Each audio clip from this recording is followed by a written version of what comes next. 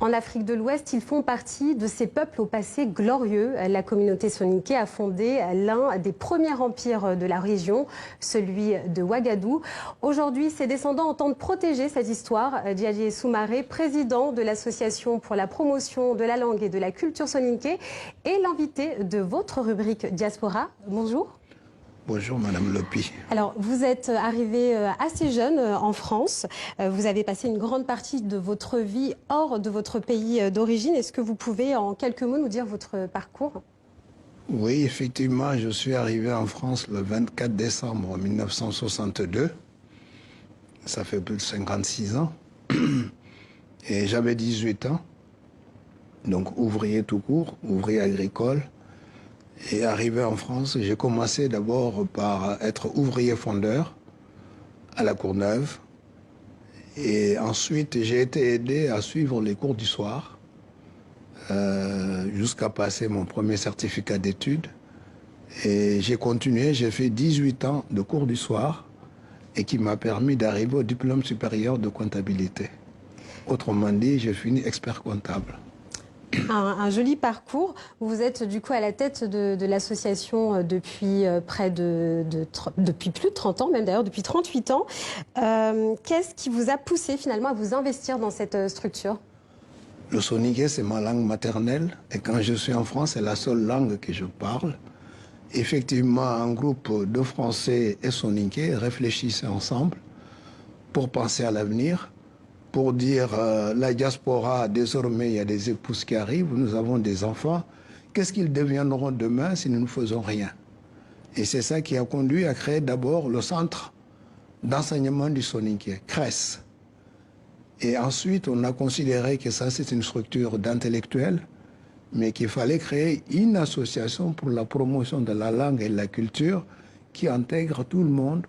Et c'est ça qui a été fait, que nous avons créé l'APS en 1979, dont je suis le président depuis 81. Alors justement, là, vous avez parlé des enfants. On sait, hein, l'UNESCO dit que chaque année, une dizaine de langues disparaissent. Est-ce que finalement, préserver le soninké aujourd'hui, ça passe par les enfants? Absolument, absolument. Je crois que le travail de l'APS aujourd'hui, c'est de préparer la relève, et surtout travailler sur les dispositifs qui permettent aux soninké, les jeunes, de s'intéresser à leur langue maternelle. Et ça a commencé par s'engager avec l'UNESCO, avec les autorités françaises, pour que le soninké soit une troisième langue au baccalauréat qui permet justement aux jeunes soninké de s'intéresser à leur langue maternelle.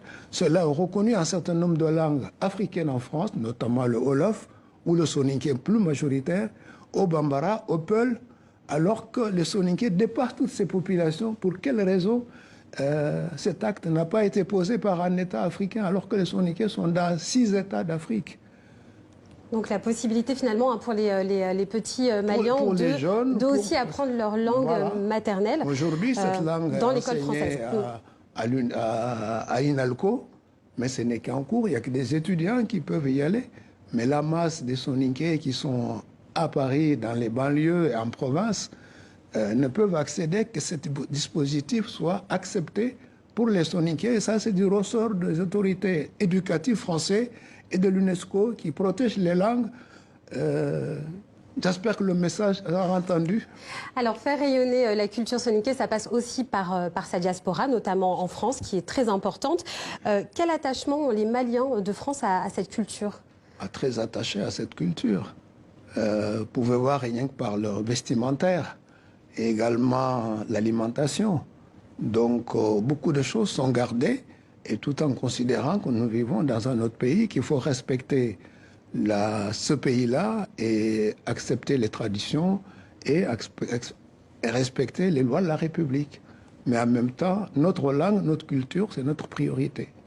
Alors, ça n'empêche pas d'apprendre le français à fond, et ça n'empêche pas non plus de connaître d'autres langues. Alors, d'un point de vue culturel, il y a aussi, on peut parler aussi de littérature. Est-ce qu'il y a comment se porte finalement la littérature soninké aujourd'hui? Il y a beaucoup de livres qui sont sortis depuis une dizaine d'années.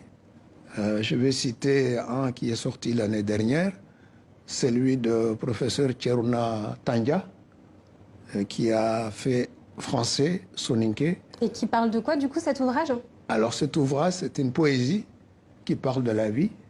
Et il y a un deuxième ouvrage qui est sorti aussi sur un site internet, soninkra.com, et qui parle de la vie de la naissance à la mort. C'est 52 semaines et 52 mots, et qui a été présenté à Bamako au mois de mars dernier. Entendu, on invite tout le monde à aller lire ces deux ouvrages. Comment donc faire prospérer la culture soninké? Est-ce que ça passe aussi par un volet, par le développement économique?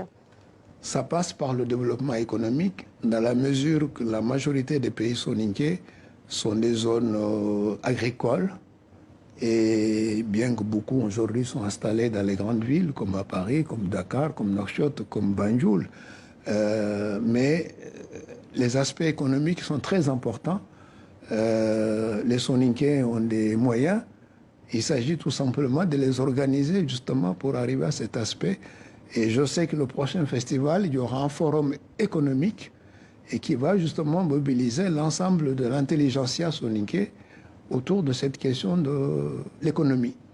Alors, quels sont les gros projets, les grands projets de votre association dans l'année qui va s'écouler et celle d'après? Alors, le gros projet que nous avons, c'est de réaliser un centre culturel Ouagadou qui va permettre justement un lieu intergénérationnel entre les soninké et d'autres populations. Et ça, c'est un objectif que nous sommes fixés depuis 2014. Et on arrive à une phase de réalisation et on a besoin des appuis et d'aide des pouvoirs publics. Ce lieu, finalement, il prendrait forme où? En France, au Mali? En France. En France. On souhaite que ce soit la ville de Saint-Denis où la PSI est depuis 40 ans et où les rapports avec les autorités municipales sont parfaits. Et on souhaite que ce soit dans la ville de Saint-Denis où il y a des espaces et que cela est possible. Maintenant, si ce n'est pas possible, il y a d'autres territoires qui nous proposent, tels que Bobigny, tels que Rony. Mais le bureau souhaite que ça reste dans la ville de Saint-Denis. Alors, toute autre question, quel regard portez-vous sur la situation sécuritaire dans votre pays, le Mali? Au Mali, c'est triste. Effectivement, on a pensé que depuis l'intervention Serval, les choses allaient s'arrêter là. Malheureusement, depuis 2012, on est en 2019, ça dure et ça se détériore encore. Une grande partie qui est encore occupée où l'État n'est pas présent, ça nous inquiète tous. Quand je suis allé à Bamako le 2 mars, mon discours a été justement, il faut l'union sacrée, il faut l'unité, qu'on arrête de se taper dessus, il faut tous ensemble pour que le Mali, on sauve le Mali, qu'on sauve la nation. C'est important pour le Mali, mais c'est surtout important pour l'Afrique. Merci beaucoup. Merci beaucoup, Monsieur Soumaré. Vous êtes le président de l'association pour la promotion de la langue et de la culture soninké.